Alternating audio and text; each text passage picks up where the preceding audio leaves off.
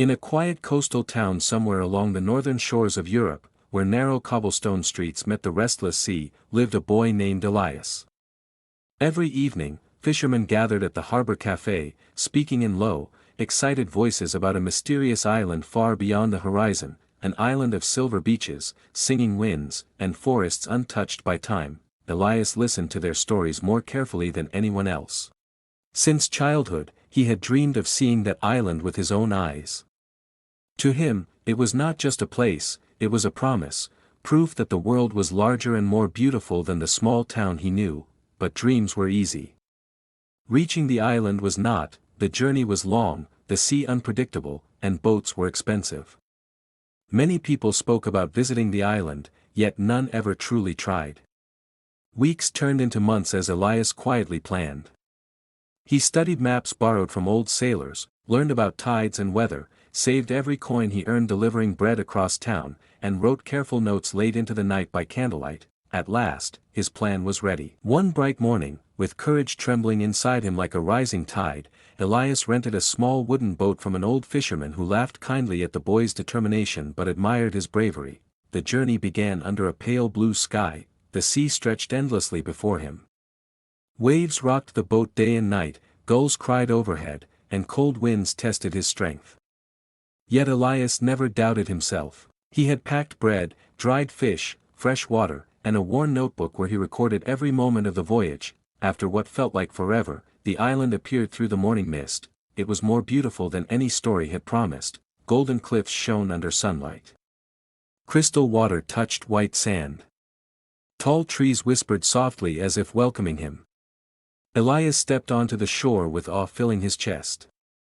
He explored hidden caves, followed streams through green valleys, and watched sunsets that painted the sky in colors he had never imagined. Each day was an adventure, discovering strange birds, climbing rocky hills, and learning how silence itself could feel alive. But adventure does not last forever. One evening, as the sky turned violet, Elias returned to the beach where he had left his boat. It was gone. At first, he thought he had walked to the wrong place.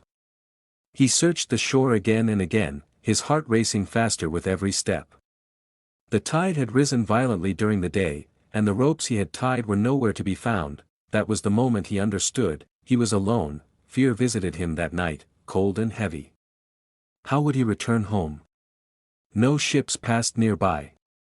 No one knew exactly where he was. Yet Elias remembered why he had come, not only to see the island, but to grow beyond fear. He began to survive. He built shelter from fallen branches, learned to gather fruits safely, and caught fish using sharpened sticks. Days were filled with work, nights with stars brighter than any he had seen before. Storms tested him. Loneliness challenged him. Doubt whispered often, but he refused to surrender. Slowly, an idea formed: if no boat would come for him, he would build one himself, using driftwood, vines, and pieces of broken crates washed ashore. Elias worked tirelessly.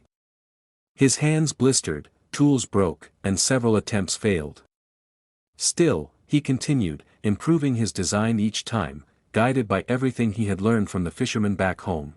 Weeks later, under a calm golden sunrise, the boat was ready. It was not perfect, but it floated. With hope stronger than fear, Elias pushed the boat into the sea and began the long journey home. The voyage was difficult, yet this time he was different. The boy who had left the town chasing a dream returned as someone wiser, stronger, and braver. When the familiar coastline finally appeared, tears filled his eyes. The townspeople welcomed him with astonishment. They listened as he told stories not just about a beautiful island, but about courage, patience, and believing in one's own hands. And from that day on, whenever sailors spoke of impossible journeys, they mentioned Elias, the boy who went searching for an island and returned having discovered himself.